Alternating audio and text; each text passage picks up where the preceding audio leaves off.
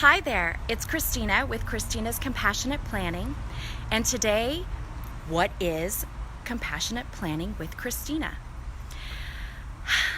I have had the pleasure of meeting so many wonderful people throughout my career.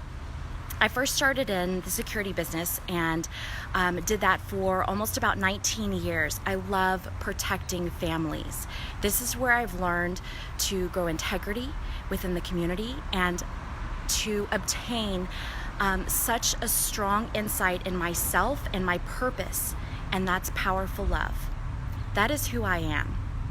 And so as I've learned a little bit about life, people, work, ethics, morality, compassion, love, you name it, throughout this time, I've invested a lot of my energy towards helping people protect their loved ones. As I do this, being a leader is really hard these days because there's so many different things that are coming at you, so many different angles. What is compassion? Compassion is having a non-judgmental thought on other people, things, ideas, all that good stuff. And that's where our humanity generally, gravitates toward, is that love. We do want happiness for people. We do want happiness for ourselves. When people are whole, when they're joyous, they don't need anything else. They don't want and they don't desire things from other people or outside sources because they know they can have it within themselves. Compassionate planning itself, through my webpage and through my Facebook page, is specifically targeted for people that, they want to take care of their loved ones. As I've been working and protecting families throughout this business, I'm learning that so many people are scrambling to try to figure out what to do. For instance, I had a family member come in the other day and wanted to honor their loved one in the funeral home, and sure enough, they didn't have any money, so immediately they went to start a GoFundMe. One of the reasons I got into this business is because I really wanted something that had deep meaning and good purpose in my life. And in the security world, it's kind of, everything's technological and you protect people and all that good stuff, but my heart just wasn't fulfilled. God was putting me and pushing me into a different direction. And so a little bit about my story is I prayed and prayed, trying to figure out what my life would be like when I have deep meaning and good purpose, when I have abundance and prosperity, when I can have a flexible schedule, when I can help people with something that most people aren't really aware of or even know about. So what I've been doing is getting out into the community and really getting a task on what's been happening with people and how things work in our community as far as compassionate planning. And there's a lack of.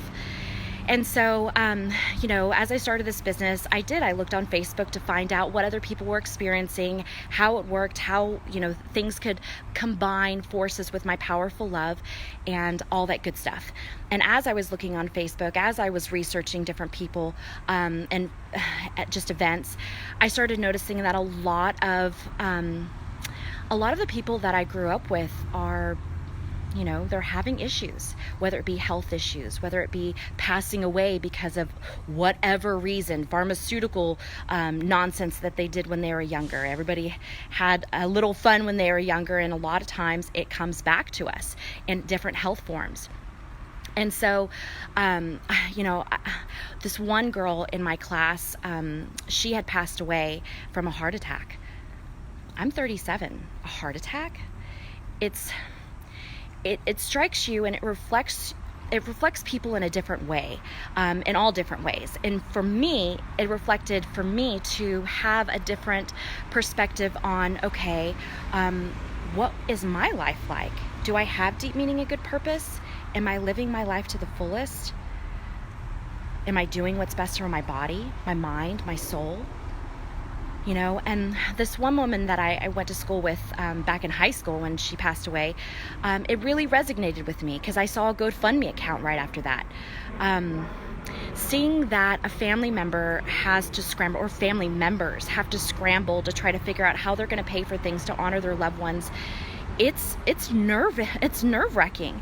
I got a phone call earlier today from a woman that I had protected, and we went through everything. And she found out her brother just passed away this week.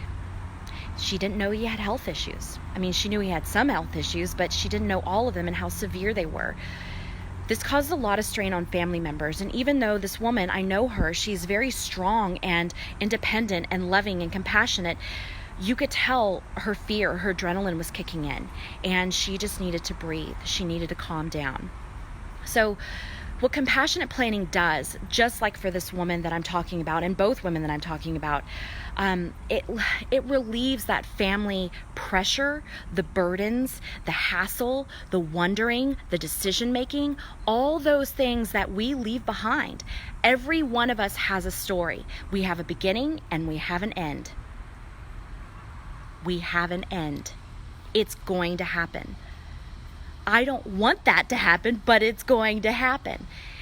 And what we have to do for our responsibilities to help our loved ones is to not leave a mess.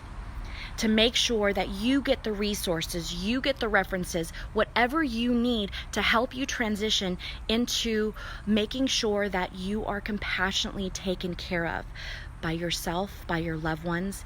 And so that is what this page does. It brings together different ideas, different things that people do need to be aware of as their life progresses. You know, when you're younger and you're in college, you want to hit up the babes and the beer and the boobs. Like, that's the thing.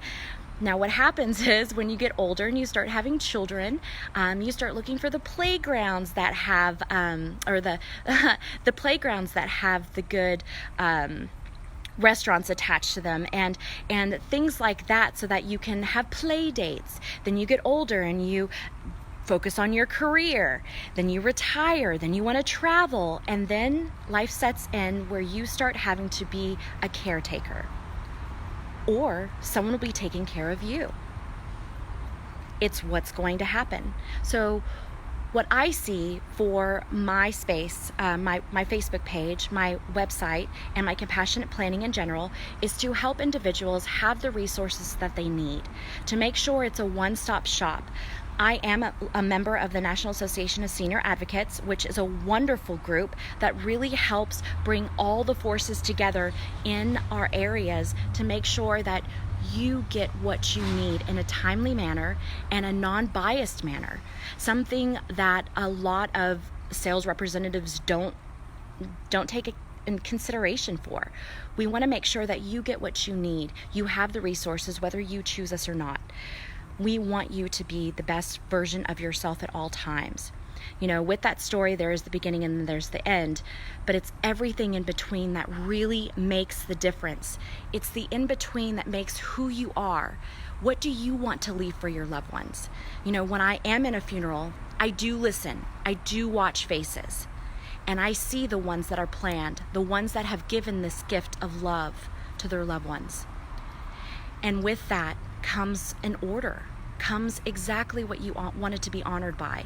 And that way they don't have to question, they don't have to scramble. I mean, even that lady that I had signed up already, she was scrambling, trying to figure out, well, what do I do? What am I supposed to do? Even though we already have everything in order. It's the freak out mode that happens when a death occurs. You're living off of adrenaline. Don't wait for that moment to make all these decisions. You will regret it. My name is Christina Suarez. I'm with Christina's Compassionate Planning, and I hope this really helps you. Thanks again and have a wonderful day. Goodbye.